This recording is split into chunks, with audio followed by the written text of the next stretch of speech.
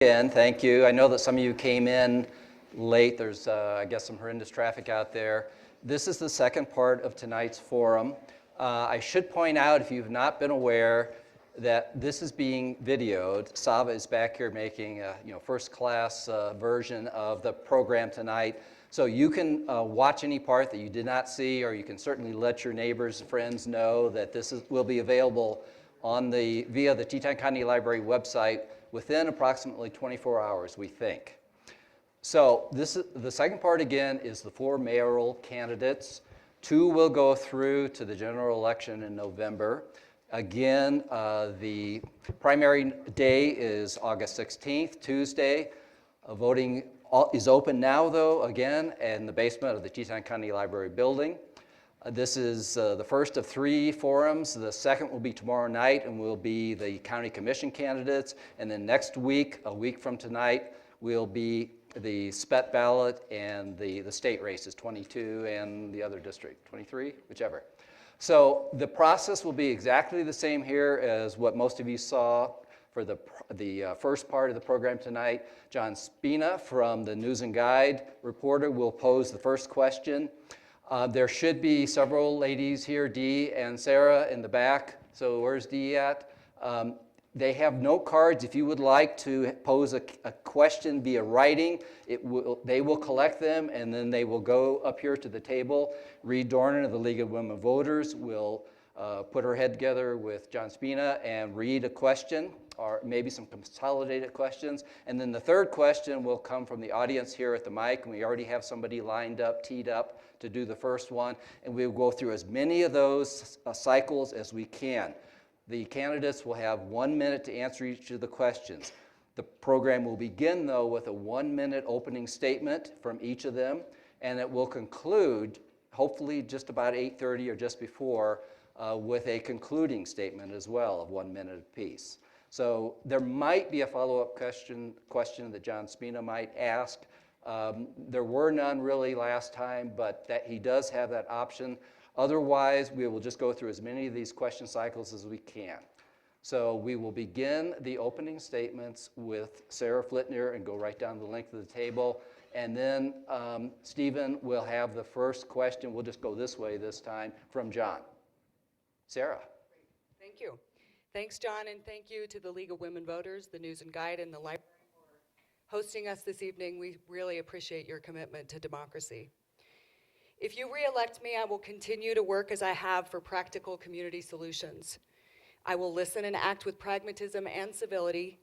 As you've seen, I will make my decisions out front with your input. I will be fair. In the 18 months I've been in office, according to local housing experts, we've made more progress for action and traction for housing than at any other time.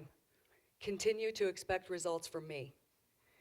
We have lots of challenges, but maintaining a strong middle class is foundational to who we are as a community. I know you value qualities and skills that can deliver on any of the problems we face, and they're many. Collaboration and inclusion, passion and compassion, the ability to connect and solve. If you re-elect me, I will continue to leverage the best and brightest. All of you in this community, we're full of great talent. I will continue to leverage your passion for this community, and I look forward to a great future. I would appreciate your support on August 16th. Thanks. Good evening. My name is Stephen McDonald. I've been in town for 25 years. And I want to thank the library, wherever I saw my library people here. Next to my great wife, the library has been the single greatest input into my children's life. You know, it really has been. But you know, town is under assault, and it's pretty clear to see that. We are at maximum carrying capacity. We cannot handle any more development, any more just promotion. It's really very difficult. I mean, we have trash all over the streets. We're full, you know. Who else can we fit in here? Just because someone wants to live here and they whine the loudest doesn't mean that they automatically have a right to live here. With every increased tax that we have, we make it easier for people to go online and click and buy and to go to Idaho Falls. We need to protect our people. Tax increases hurt the elderly, the overworked, and the poor. And it's just not going to work for Jackson. Thank you. Good evening, everyone. My name is Mark Obringer. I'm running for mayor because, once again, we're reinventing our community, and it's not going to be easy, and I believe I can help. Mary, my wife, Max, and I moved to the Valley 28 years ago, and that's when I started my public service. In 1989, we founded the Successful Communities Dialogue. Sandy's out there, she was with me. We wanted community members to create a vision statement for the comp plan, which we did. And I believe that that vision statement holds true today. Jackson is a community, not a commodity. We need to remember our vision every time we make a decision. I hope our vision is the focus of this election. After I was appointed to the Jackson Planning Commission, for the next 4 years we worked on the first comp plan for the town of Jackson. Next, I was elected to the town council, where I served 4 terms, 16 years. I know the operations of the town very well. I had the opportunity to serve during 7 administrations with 7 mayors, 8 years as the vice mayor. I also served on every government and many private nonprofit boards. I know how to move things forward. So thank you very much for having me tonight. Thanks, I'm Pete Muldoon, and Jackson's the only place that's ever felt like home to me. I grew up in a military family, joined the Army at 17, moved here after college. I moved around a lot when I was a kid. It was tough, and I can't tell you how much I appreciate being part of a stable community with long-term neighbors and friends and family here. This means everything to me. I've worked all the standard jobs since I've been here, and recently, painting, construction, bartending, serving, everything. You know, I drive a 2001 Outback, and I rent a place over on Glenwood. I'm still working class, and I'm really proud of that. I've always had an interest in public policy, especially social justice, and I've been writing regularly about both those subjects for about 10 years. I've been a consistent local activist, especially in the realms of housing and advocating for the working class. I'm very knowledgeable about our local government. I don't know everything, I admit that, but I listen and I have good judgment. I know where I want to go, and I'm not afraid to ask directions when I need them. I don't owe favors to anybody. I'm not trying to turn this position into a new job. I'm not trying to win favor with clients. I'm here to help the community. Thank you. Leave it on. So the first question will be posed by John Spina of News and Guide to Stephen McDonald. How would you describe your leadership style, and what strengths do you think that brings to the table? Well, you know, I think my leadership style is going to be hands-on. You know, I do a lot of stuff. I really want to commend Pete for joining the Army when I was 17. I joined the Army when I was 17, and I learned a lot about how command structure works and authority, and, you know, a hands-on approach. You know, I drive a dump truck during the summer, and I work in the ski business during the winter, and at a more street-level view, I see how this town works, and I'm involved, and I would like to stay involved in our town government. Same for me, John. Yes, same question for each, all the way All right, around. thank you very much. I view myself as being very inclusive. I spent the last 30 years trying to re-engage the public in the community dialogue. I think we heard earlier how people feel disengaged. I believe much of that has to do with the way we handle the process rather than the products we produce. You know, we have a thing called a public meeting where people are invited to come up and stand in front of a podium and talk in front of a hostile crowd for 3 minutes-ish, but we really don't engage them in the dialogue per se by inviting them to come to a room and share a slice of pizza and maybe a pop. That's the direction I'd like to see government go. I did join the Army at 17, and one thing I learned was that I didn't appreciate command structure at all. And if I'm elected mayor, that's not going to be my style of leadership. I believe in competence and in understanding the issues and really taking the time to learn about them. And you've got to bring people along with you if you're going to accomplish things. I want to accomplish things. I don't want to do this. I'm not looking for a plaque on the wall or something. I've got other things I want to do in my life. I want to accomplish things. I know that the only way to do that is to bring people with you, and you have to be competent. You have to understand the issues to do that. And I will be prepared to do that.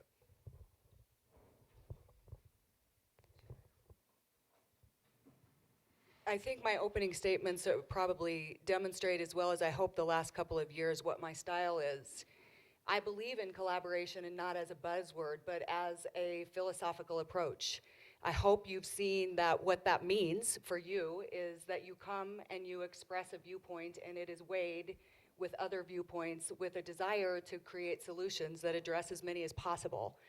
I would take a different tack, and I'm looking at you, Lori, because you had the great questions about the ARU and your neighborhood. What happened today is we had a meeting in response to the conversation that you shared with us on Sunday with me on the phone, and Monday during town council meeting, and we're coming to your neighborhood.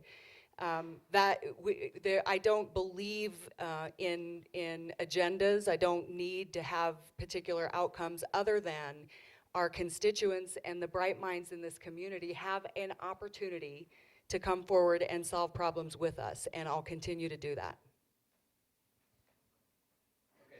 The next question will be to Mark. And Reade, I think you have some written questions from the audience. Yeah, I do. Name 3 town projects you're proud of. Name 3 projects? Okay. Well, we purchased the Carnes Meadow. I thought that was a stellar project. I was part of the team that started the housing program for the town of Jackson, the first housing program for a government agency in the town. We also helped build the senior center with town funding. Just stop at 3? All right, thanks. Well, having not served in office before, I don't have any projects that I can say that I'm proud of. But what I would like to be saying in 4 years is that will have been proud to have been instrumental in bringing more affordable housing to our workforce here in Jackson.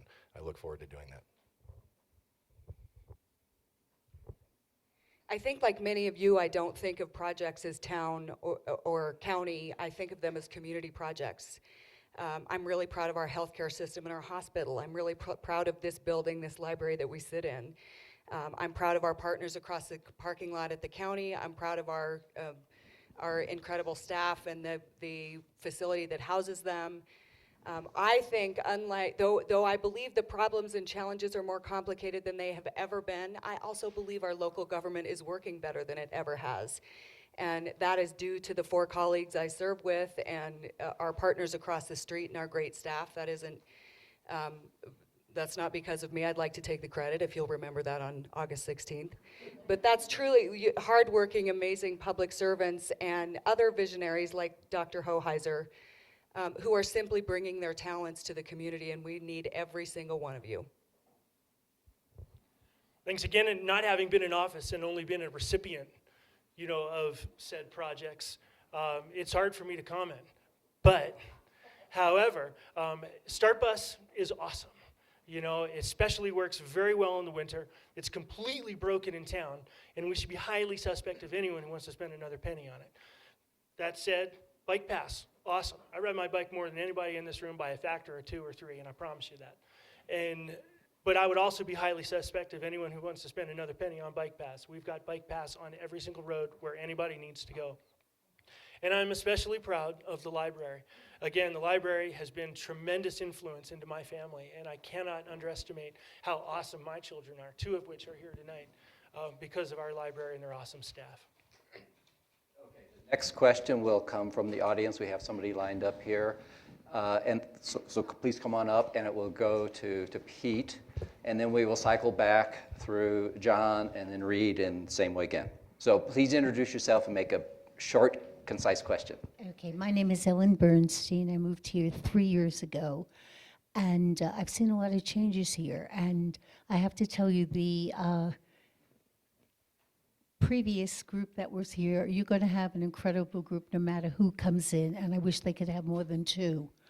But my question was this: we've touched upon vertical, we've touched upon housing, we've touched about the Start Bus, but we haven't touched about the retention of our business people and the people that are renting here now. And I'm bringing up rental stabilization because I think it's so important and it hasn't been addressed. I know a lot of businesses that have gone out in the 3 years that I'm here, some of them that I loved, because the percentages are not controlled and their rents have become prohibitive and they can't continue. I think it's the same way for people that are renting apartments here. I know I live in Blair Place, and I know it was all over the news. I was raised 20%, but I also know I'm going to be raised 20 again. And we've also been told that a lot of the apartments and the rentals in the area have gone up because Blair is. So my question is, why isn't there rent stabilization, either in the town, the county, or the state, to preserve and protect who is here now? Okay, Pete, that's to you first. It's a great question, and I think, and I would not support rent stabilization except as an emergency measure because, and I'm very sympathetic to the cause, but I think that as an emergency measure, it has some merits, but it's not a long-term solution. It pushes all of the responsibility for our housing crisis, which is a result of workforce generation growth in the business community, through second homes, vacation second homes here. It pushes all of that onto landlords, some of whom bought a place here 20 years ago and are kind of trying to hang on to it and trying to doing the right thing.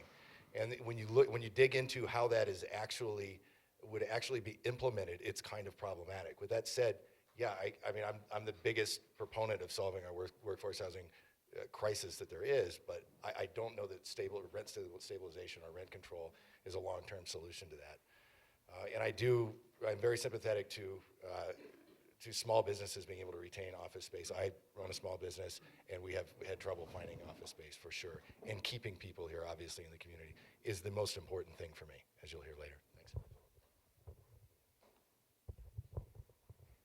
Great question. It is something we're looking at, and I guess from my perspective, we still think of ourselves as a small western town, and the truth is, and we don't know a lot about rent stabilization. Our professional staff, myself certainly, it's not an issue we've dealt with in Wyoming. I think if what you're getting at is, do we want to fundamentally address rent affordability, because all of our conversations are about housing affordability, we absolutely have to do that. So it's going to come down to resources, and you're going to hear all of us opine about the general revenue penny or other ways that we can address our challenges. You're right, the panel before us was amazing, and it was said by several of them, I want to watch the clock over here, that we're going to have to enlarge our resource base if we're going to continue to add to services, which we have more than quadrupled across the board since 1994. So it comes down to resources, and we'll be looking at it. Thank you. You know, I know it's a hard pill to swallow, but rent controls, right? Is that what you mean, rent stabilization, rent Yeah. controls? Percentage controls. More or less, you know, rent stabilization. I'll take a lecture later. However, for all intents and purposes, rent stabilization and rent control are wrong on every level. There's going to be decreased new construction. There's increased fraud, decreased maintenance. You know, it just, it encourages a non-upward mobile population. People get their cheap apartments and they stay there forever. They give them to their kids. Maybe that's not so bad in this case, but it's just wrong on every level. It's decreased maintenance is one, and decreased new construction, and it removes the profit incentive. I mean, at the end of the day, this is a capitalist operation, and I know that's a dirty word for a lot of you guys, but rent controls and rent stabilization are never going to work for this town. When I say rent control, you know, to jump a rent 20%. We just don't have time to interact back and forth like this. So Mark, apologies. Thank you very much. It's a very interesting question, you know, because I firmly believe that if you own it, you control it. So maybe someday part of the housing program that we haven't seen will be they will purchase things like Blair Place apartments or other rentals that then they can control the value of the rent in. You know, in 2004, we started a group called Imagine Jackson because we found that the knowledge-based businesses that we were trying to encourage here were having problems getting into the market. So we went out and worked with the Business Council to actually purchase buildings so that we could control the rent. Now, that is a subsidy, and that is a stabilization of the rent for the people that are in those buildings. But if you own it, you control it. Okay, the next question will be to Sarah, and it will be from News&Guide's reporter, John Spina, please. I thought his name was Jack. Either or. We're still trying to figure that out, John and Jack. One of these days. Let me also ask the candidates to please hold the mic up closer to your mouth. Allowing short-term rentals was a controversial decision in D2 this summer. What's your position on allowing 100,000 square feet and placing a cap on that?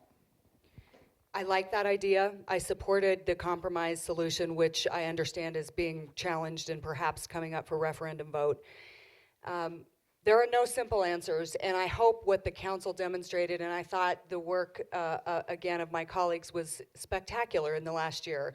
Probably over 100 hours of meetings and listening to the community really weigh in on what they wanted to see. None of us are begging for more commercial. We all understand the problems that we're dealing with. What we did was look at 15 blocks in the core downtown commercial area and allowing a pilot project there for short-term rental, because in some models, projects that were coming forward demonstrated an ability to get us more year-round housing for our local workforce. We'll see if that goes through or not, but I support working together and talking through these things, and I'm going to try to get us incremental progress on housing. With all due respect, Mayor Flitner, I think that's what this whole election is about more commercial. I mean, that's what the litmus test is, is whether or not we can build more and we can handle more. Short-term rentals is a tough issue. Like candidate Mark says, once you own it, you should be able to control it. But, in the last place we lived in Meadowbrook, or Ghettobrook, as many people know it, and we had a small hotel downstairs from us all the time. Every single week we had 18 people coming and going who did it illegally, might I add. And just par chance, our short-term rental downstairs from us, it worked okay. The people were respectful. I cannot say the other, about the other illegal short-term rentals that occurred in Meadowbrook, and it was tough. As we continue along ARUs, I think that would be a good job for the housing authority to take on and say there's got to be some type of control so that people don't take their short-term rentals, or ARUs, and turn it into short-term rentals. I was never able to get comfortable with District 2 because I don't believe that 2 parts wealth to 1 part workforce is a good deal. I think it's the dog chasing its tail. And I don't really get throwing the 100,000 square foot in as a test model. I mean, that's one block face on the square. So if that's the measure, we can already say that it's not going to work. Yeah, I mean, there are some simple answers, and the simple answer to this one is absolutely not. We should not have increased the commercial capacity down there. I don't know why that happened. We should really, when we're talking about this too, we're talking about that was sold as a way to increase deed-restricted housing, but that's employment-based deed-restricted housing. Not all deed-restricted housing is the same. That's what we need is low-income deed-restricted housing, affordable housing for our workforce, for the working class. That was going to provide essentially free market housing. That the only restriction being that you had to work at some point in Teton County.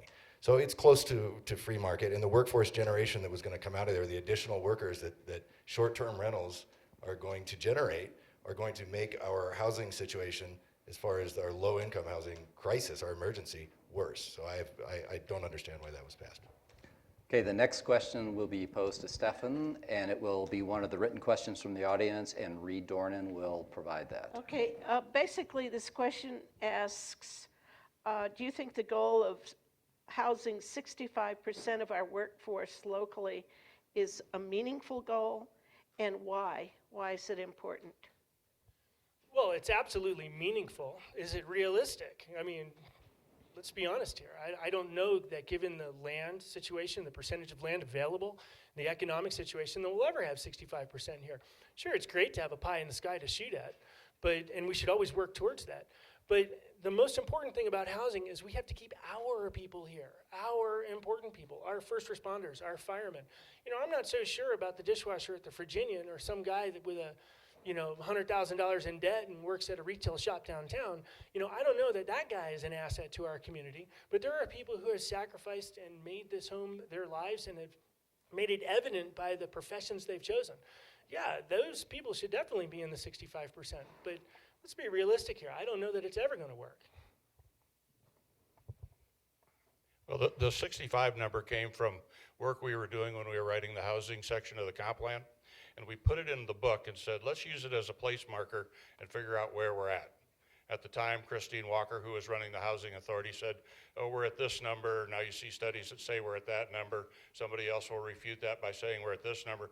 I think the point is that what Stefan was saying, we find a way in this community to make sure that the people that are necessary to provide the services that we need can find housing here.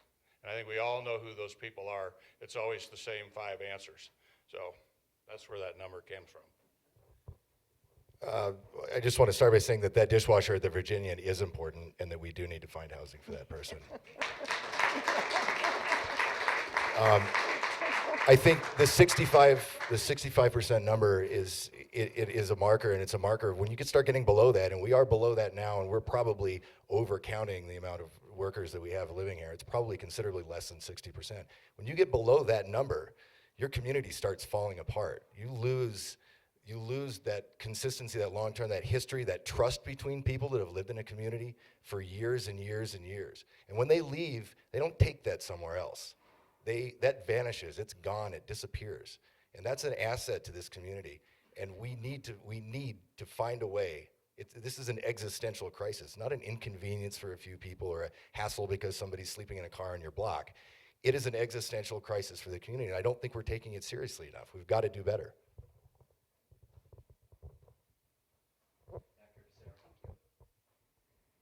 We do have to do better. I think we are going to do better. I encourage people who argue with me about housing and who needs to be housed. It's simply about a functional community. If you don't want to be compassionate about it and you think that it's not fair to you because you got yours first or I got mine, I would encourage us all to just think selfishly then. What kind of a community are we without first responders, without teachers, without dishwashers, dang straight, janitors, the people who keep our library clean and functional? Those are critical workers in this community. And we've already all agreed that we want our teachers living here. We want our first responders here so that if, as Bob McLaurin was pointing out the other day, if the catastrophic event budge slide happens, how many people with the professional expertise to shut the water line down live here and close enough, near enough to do something about it and protect our locals? So this is critically important from the dishwasher to the professional person, and every working person working in middle class is at risk in our community right now if they don't own. Next question goes to Mark Obringer. Is there a public question? If you'll introduce yourself and provide a short question. Brendan Cronin. My question is, we bring up the middle class, but there's a low class. And in Wyoming, seasonal employees don't get paid overtime until 56 hours. Where does the town, or what are your thoughts on stepping forward as a community and paying those seasonal workers at that 40-hour mark, or having a set and increased minimum wage for those people cleaning our toilets, because we have to do that in this town? So is the question, will the town step up and pay a minimum wage? No, not the town, but I don't know if it's possible for a town government to require that businesses that work within it have to pay a certain minimum wage. But maybe there's an incentive to encourage those businesses to. Also, the 40-hour mark, I mean. Right. Yeah, well, everybody that works here should have the ability to get a livable wage. I'm not exactly sure who we're talking about that doesn't have that right, but maybe it becomes part of the housing program to try to find a way to put the 90-day people you're talking about into housing that's not as expensive as the long-term stuff. I mean, we're struggling with all these issues right now. I think the secret is to put somebody at the bench that has the history to put all these things into context and move things forward. Yeah, I would support a minimum wage. We don't have one now, and I don't think it should be 15. I think it should be higher. I think the livable wage in Teton County is somewhere around $22 an hour. When businesses are not paying that, and the town is forced to subsidize workforce housing, we all pay for it. So businesses that are generating low-income employees are essentially getting a subsidy from the town. And one of the ways that we can address that and make sure that people who are doing these jobs that are essential, the dishwasher at the Virginian is essential. They should be getting paid $22 an hour or something around that level. I don't know exactly where it would be, but that's a lot harder work than anything I've ever done, at least in the last 5 years, and probably than a lot of people in this town have done ever, or in this room. It's a very difficult job, and I think that the people who are doing those critical jobs should get paid, and I think that it would make more sense to have the businesses pay their fair share than have the rest of us subsidize more than we need to with affordable housing.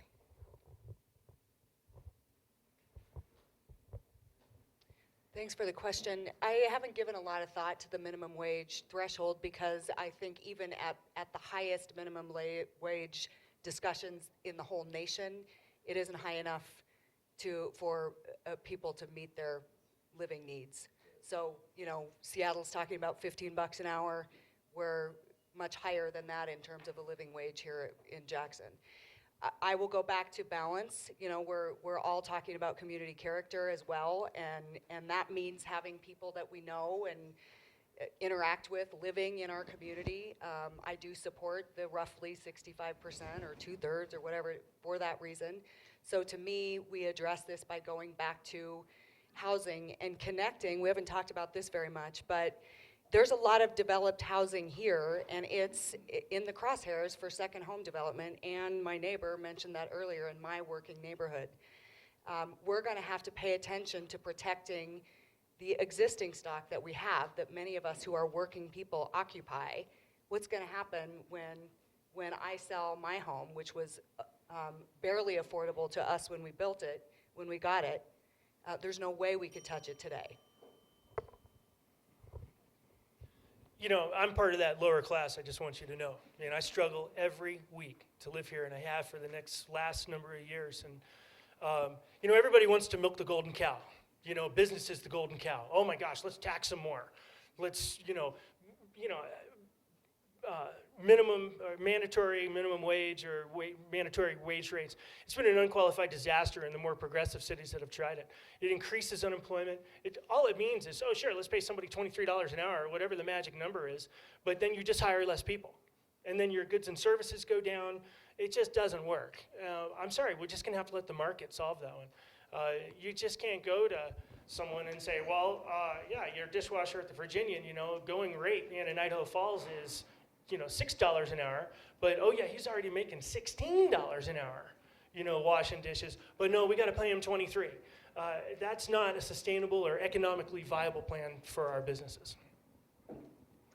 Next question will be posed by John Spina, News and Guide, to Pete Muldoon. Kind of two-part question. Do you support the general sales tax, which will come up to vote in November? And if passed, what specific projects would you use the money for, both in terms of housing and transportation? I absolutely support the general penny coming up. I think we can't even begin to touch our housing, our community priorities, which are housing and transportation, unless we pass that. It's absolutely critical. And Judd was in here earlier talking about how the SPET's going to come up behind it. You know, we're going to have that. And you know, if that does happen, and we go to 7 cents because we have a SPET, then that's going to be run by the voters, and the voters are going to get to vote on it. And we're in a community, we're going to be paying 6% sales tax. And if you go to a lot of mountain towns in Colorado and across the West, they're paying 9, 10, and 11% in places. So I absolutely support that. Specific projects, I would have loved to have seen the Redmond rentals go through. Unfortunately, that doesn't seem like it's going to happen now.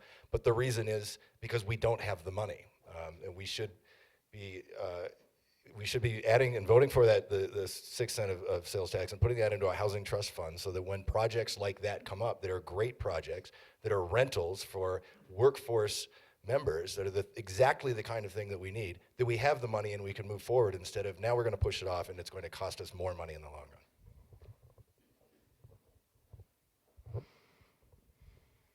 I would support the START bus project, the START housing that we just discussed this week, which would provide 23 housing units for our community members.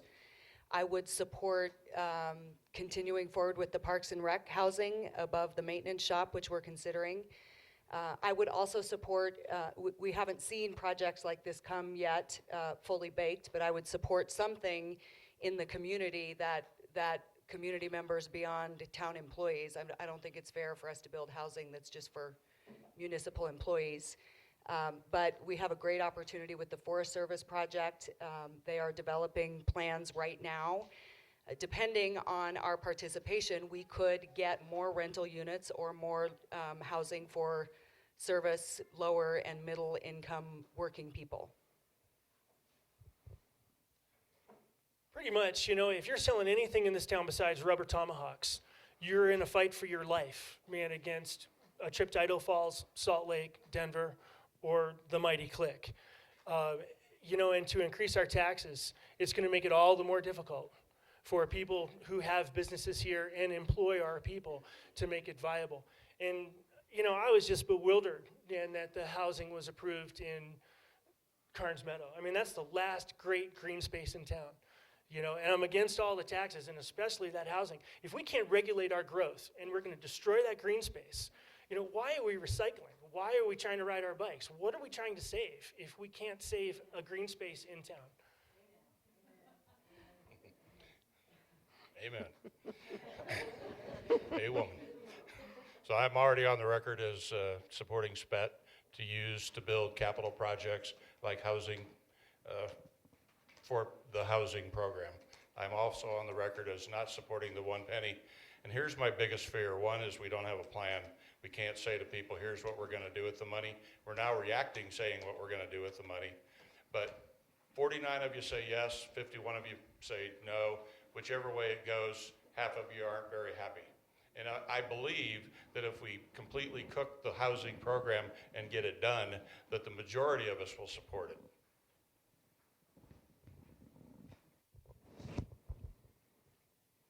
So next question will be to you, Stefan, and will come as an audience written question, and Reade will read it for us. Yeah, this is also a two-part question.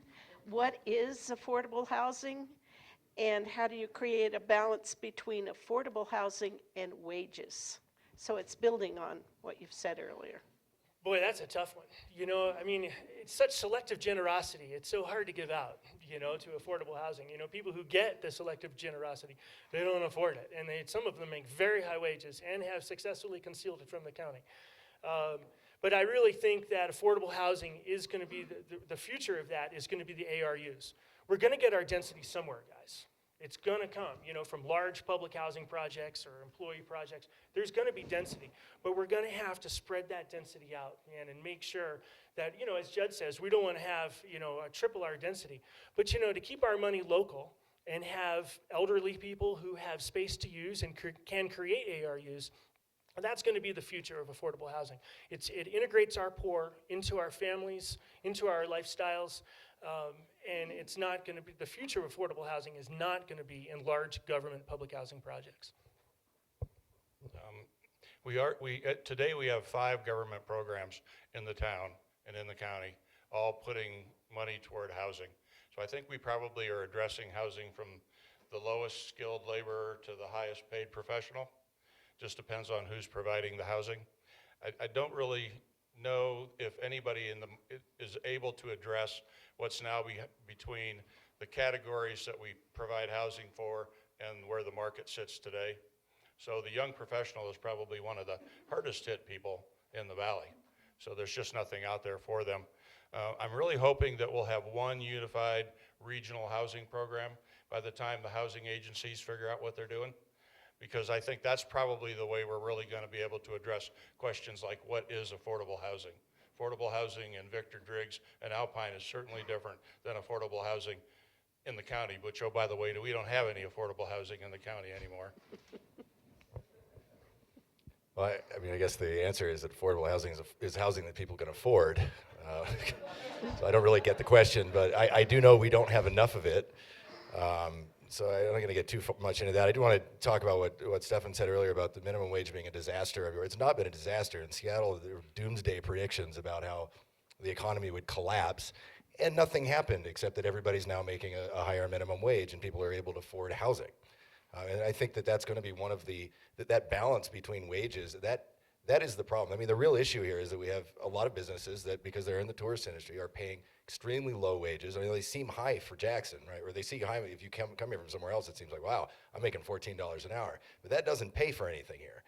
And so if we can't fix that problem, if we're either going to subsidize, we're going to do one of 3 things. We're going to have people driving here from Star Valley, which is going to be terrible for our conservation and terrible for our people and for our community. It'll be a disaster. Or we're going to have to subsidize housing publicly, and that's going to come out of all of our pockets. Or we're going to have higher wages. There's not really any other way around that. So it's probably going to be a mix of those things, but we do need to address it.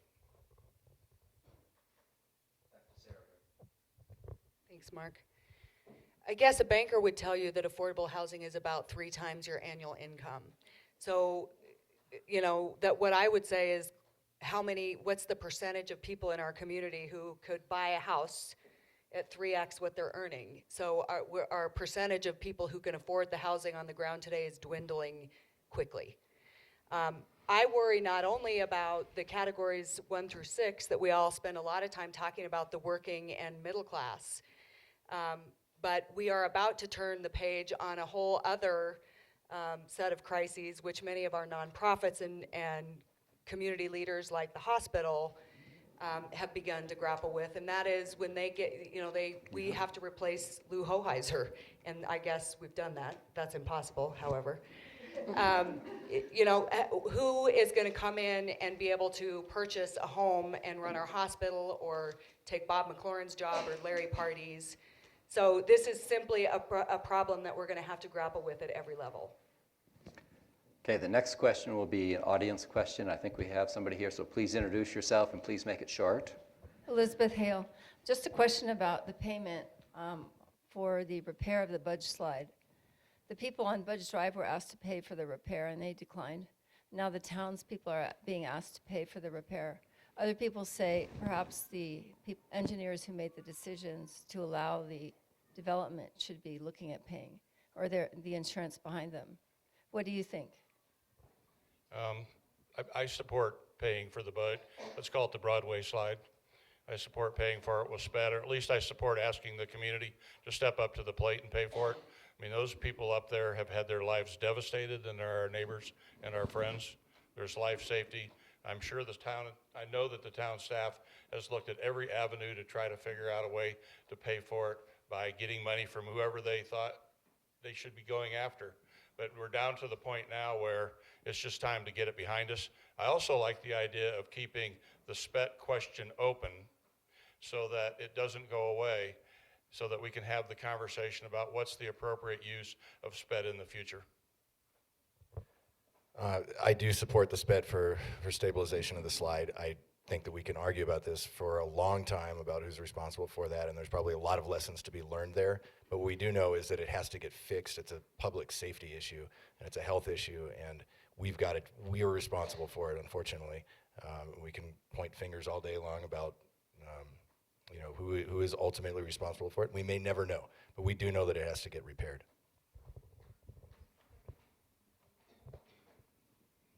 A lot of parties have contributed already, including the town, the state, the county, some business owners up there, and I believe the local homeowners are willing to participate at some level. The truth is their property values are half or less than what they're hurting, to Mark's point, which is a good one. I think here's the good news.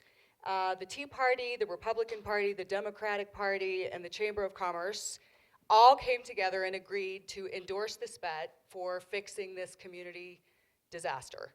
I think that's exciting. I think it shows that we do indeed have functional conversations that result in common sense solutions, and I'm excited about that and what it means for our community. I think when we work together, we get a lot done. Do you live up on the hill there? Renting. Yeah, it's tough. I think as public servants, it's a serious charge that we're given, and it comes back at some point to the fiduciary responsibility and say, who did make this decision, man, and what the hell were they thinking, man, when this happened, And, I'm sure that all the big players in the valley have gotten together and said, oh, yeah, we need to support the SPED tax. But really, I've only talked to a handful of people who support the SPED tax for the stabilization of the Walgreens landslide, as I prefer to call it. And it's funny, Walgreens exists as a business to decimate individual small businesses. That's their business plan, is to destroy Stone Drug and Paper and Grace and all the little things that they sell there in the liquor store. It's funny, we approved this Walgreens, and we were going to take an assault from the business closures and devaluations that happened, but now we're paying for it again. Oh, wow. And whose problem is it anyway? I don't believe the naysayers, man. I'm sorry, guys. You can sit there. Okay, the next question on that high note will be to Pete and from John Spina. START ridership has plateaued recently. How do you increase ridership on START? And or should the town begin to cut back services? And if you believe that, why? Well, I think to the extent that we want to increase the ridership, we need to increase the stops and make it more convenient for people to get on the bus and use it. And I think that getting a critical mass of that will help. But I think that maybe a thing that we need to be looking more at is pathways and biking. I was just in Amsterdam for a few days, and wow, that city is there's like 1 million people there, and there's not a car on the road anywhere. And everybody's riding buses or riding bikes, and they do it year round, and it snows there sometimes, and it gets cold. And I'm not saying that everybody here, and I'm not going to give up my car, I'll be the first to tell you that, but I don't need to have all 4 of them. There's a combined age of about 150 years on them. But we can make that, if we can promote a bike culture here, I think that would be a less expensive and more efficient way of dealing with our traffic issues. It is better for the environment, it's going to be better for wildlife.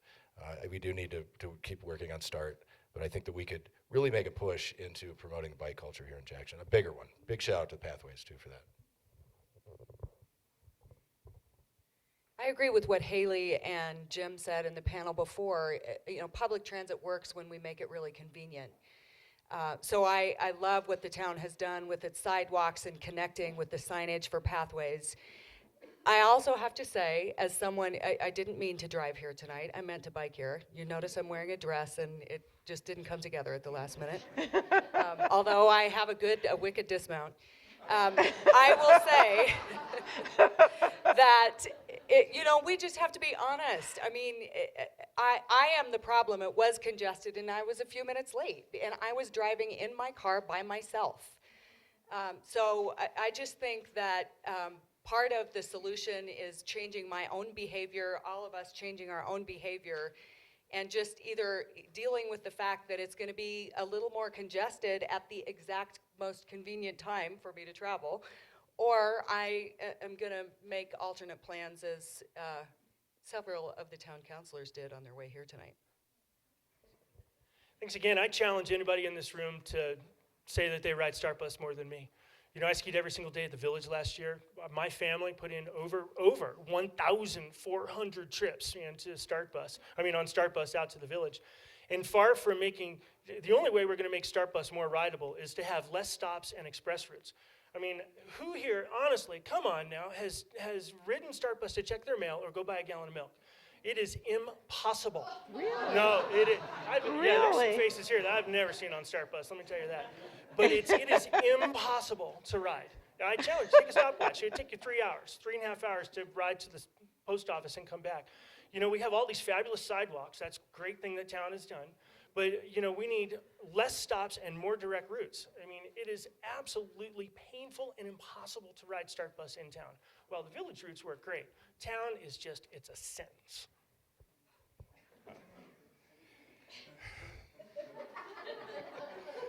I ride the START Bus, but I would say that it could be more convenient. I would love to see smaller buses in town. That's what we promised we were going to do. We did double the in-town route. In my time on the council, we went from 50,000 riders to 1 million riders, so it's successful. Pathways is so successful, nobody's even talking about it anymore, right? That's how successful it is. So, I mean, every little thing's going to help, everything we do. Somebody earlier today said, let's talk about, maybe it was Jessica, about paid parking in the core of town. We've talked about that till we're blue in the face. The reason we don't do it is it's such a cultural shift because people like to think of Jackson as a small, quaint mountain town, not a first-class resort. That's why we haven't done it so far, but maybe it's time to bring that issue up again. That's really how you get people out of cars. This one comes back to Sara, and it will be a written question from the audience read by Reade Dornan. Yeah, these are 2 questions about land use planning. One, what about streamlining zoning to allow businesses to mitigate their housing needs? And the other, will you support the 2012 comprehensive plan, which clearly states that no existing resort will be able to expand its footprint? Well, those are good questions, but I'm still stuck on Stefan's skier days, so I'm voting for you for mayor. Maybe I'll get a few more skier days. The first question, streamlining, streamlining LDRs for businesses. Right, to- so they yeah. can mitigate their own housing needs. And the other has to do with expanding the footprint Right. of resorts. So the first one, that's exactly what we're trying to do in many ways, and I would put it a different way.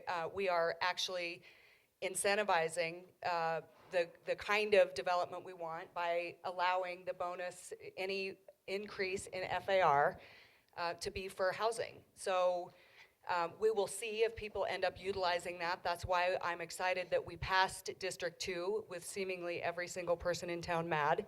Some people say that that's a good sign. I don't know. It just feels like mad to me. But I am anxious to see if that's going to result in getting us some housing. The second question is that while the town and county have been very clear about the comp plan and resort expansion, the tricky part is that the expansion is being discussed on federal lands, and they have different rules. So I'm really excited that you're all engaged in the Snow King discussion, especially if that's what you're getting at, because that's what it's going to take. The feds have different rules than the town and county do. You know, that was a complicated question, but I think the gist of what we're getting at here is the people that I talk to is when they go in front of town council and they have a project that needs to go, our homeowners, our people, you know, it's, oh, the taxpayers, oh my gosh, the tax base, oh my gosh, those guys. You know, but a large developer comes in, it's like, whoop, zing, man, oh cow, man, I'm ready for that, you know, and that's the vibe that people have in town right now. And, you know, and kind of building on that, we do have to protect our town and make sure it's viable. And if I get elected mayor, we're all taking a trip to Gatlinburg, Tennessee, which is another national park border town, this time to Great Smoky Mountain National Park. And I tell you, that is the honky-tonk, trashiest town that you've ever seen in your life. And I tell you, that's the direction we're going, guys, if we do not slow down. So zoning and LDRs, I think the number one used word in the 2014 comp plan was predictability. So there's an inherent conflict between trying to induce development by giving incentives and using the word predictability. Everybody wants to know what's going to happen next door till they find out that they got a 40% density bonus for providing housing. All right. The second part of the land development regulations was let's strive for simplicity. The District 2 land development regulations that just came out are 168 pages long. That's not simple. Nobody can figure it out. They have to hire somebody to tell them what they can do, which is not simple. So as far as the resort developments, I'm not really familiar with what Snow King's got proposed. There's probably something coming in off the West Bank that we would be involved in, but I haven't seen it, so there's really no way to respond to holding them to the line. On the resorts, on the comp plan, I think we should absolutely be sticking to it. The Forest Service is going to look to the town for guidance on that, and the guidance from the town should be that we want to abide by the comp plan. As far as regulations, it's kind of a different subject, but there's this idea that we can solve our housing crisis by just loosening some regulations here and there. We have to keep in mind those regulations are there for a reason, and when we loosen those, when we loosen the restrictions on them, we're giving up a public good. So it's not a free thing. If we give somebody additional height or if we give them additional density or whatever, that's not a free thing. So we should be looking at it and thinking, okay, we could do that, or the town could just pay the money. The town could raise the money through an additional sales tax and pay it. There's no free lunch through deregulation in the market. Somebody's going to be paying that cost. It's going to be somebody in a neighborhood probably as opposed to the public as a whole. But housing, affordable housing for our workforce is a community-wide good. It should be paid community-wide. And to back to your question about rent stabilization, that's my point on that, is that we should be the community should be buying and creating housing and not putting that off on a certain number of people. Okay, I'm going to suggest that we go just a few minutes longer, get one more question in before we go to the closing statements, if that's okay with the candidates. John will be nice and short, so I'm going to ask him to pose the question, and Stefan will start with that. What did you learn while watching or participating in rezoning D2? And how can that be applied to rezoning the rest of town in the coming year? Well, I sure learned that town council doesn't listen to the people, that's for sure. You know, everybody's upset about it, and it kind of upset me enough that I'm sitting here at this panel right now.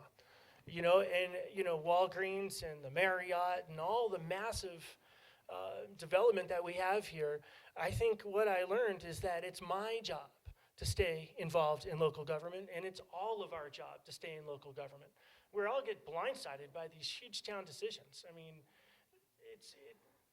it's a burden on all of us, and it's a burden on me, and it's one I take very seriously. And just watching town government for the last 2 years, we had 12 years of one, and we've had 2 years of another, and it's like, oh my gosh, man, we can't handle much more. So that's what I learned, is to stay involved.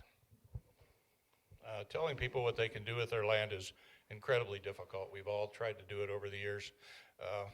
My response to how could we have done it better maybe is to ask the public to get engaged in the conversation and ask them what they want, where they want it, and how are we going to get there. And I think some of that was missing, and I think that probably before it's all over, that's where we'll be at. And was there a second part? How can you apply that to rezoning for the next year? I think we need to change the process. I don't believe people are that interested in the product, but they're really interested in feeling like they were part of the process. No matter how many times we have workshops, or actually no matter how many times we have public hearings, where you have to sit in a room and then you get your 3 minutes, you're not really engaged in that process. I learned that most people find zoning to be incredibly complicated, and at the end of the day, they'll go to the meetings, and I've been to many of these, I've brought people to them, and if you're not paying attention over a long period of time, you don't know what's going on. And it's I'll tell you who does know what's going on, the landowners. They do know what's going on. They're there at every meeting, and they understand. They have a direct financial interest in this. But the average public voting member who's maybe looking for workforce housing, who is homeless or is housing insecure, they don't really have the answers to this. So what they need is clear leadership, and they need elected officials that they can trust, that have a vision that they believe is going to dig through those things and come up with solutions that are going to actually help them. So they need to be able to trust in their elected officials because they're not going to ever really, a lot of people are not going to understand the process, and that's just a fact.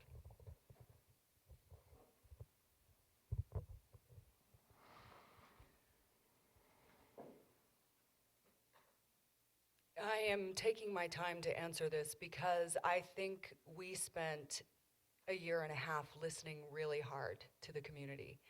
I include my partners on the council because it was very hard work. Many of you in this room were there, and you saw us pivot from the package that I was working to understand when I was elected.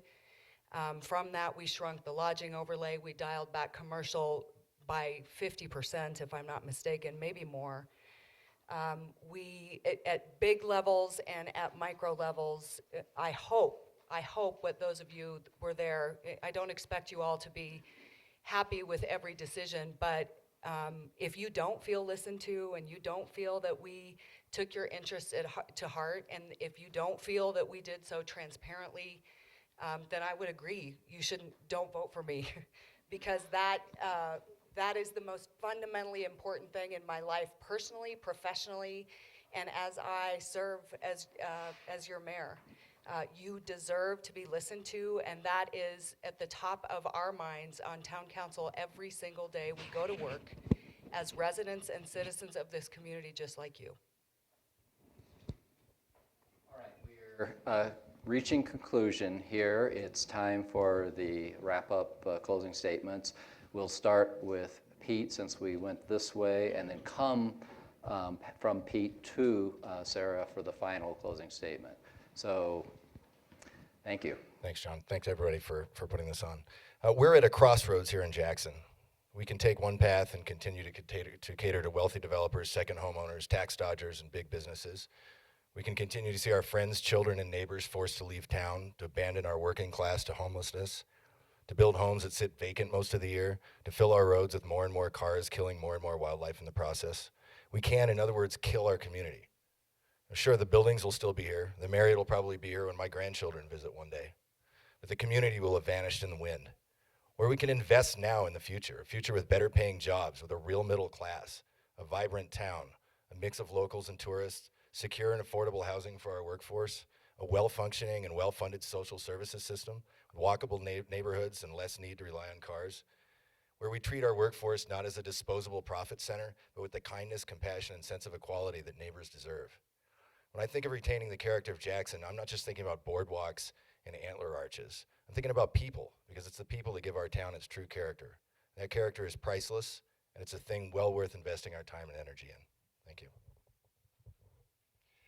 I believe that as a community, we've been very successful.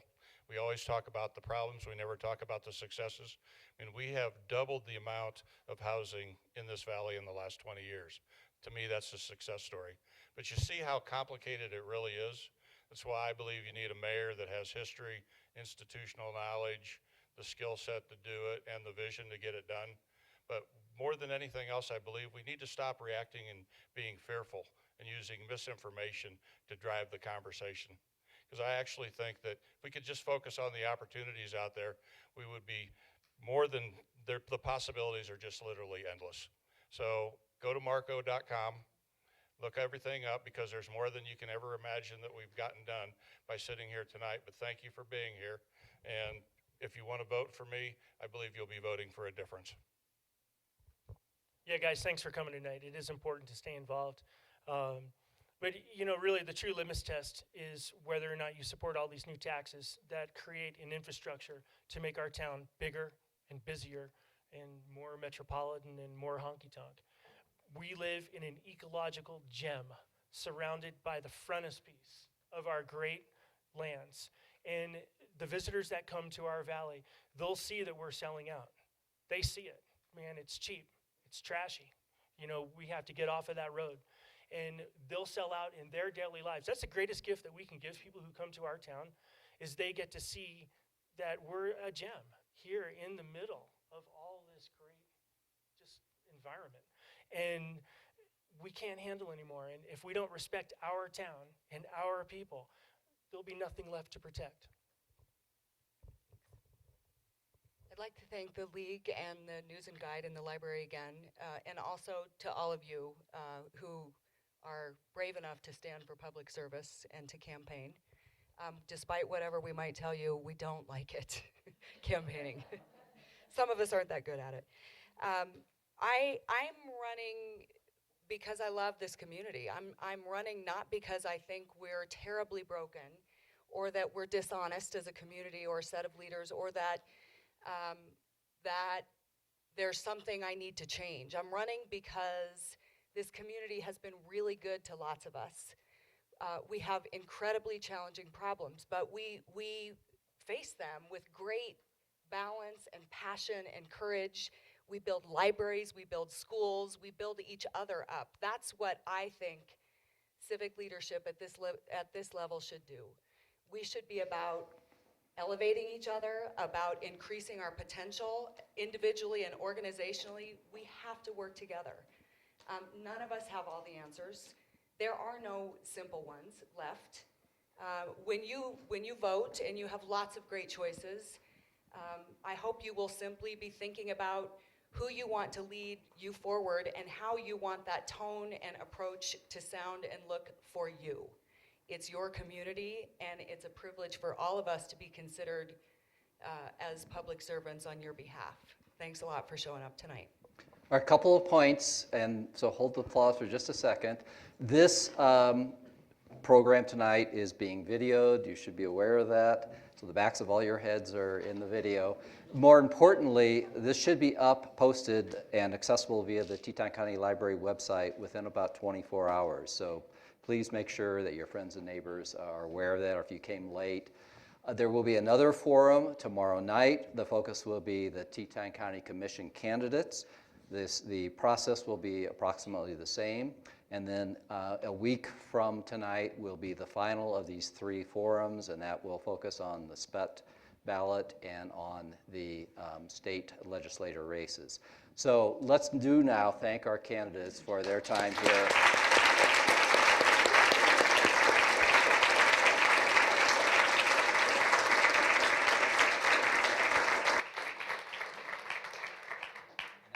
you, everybody.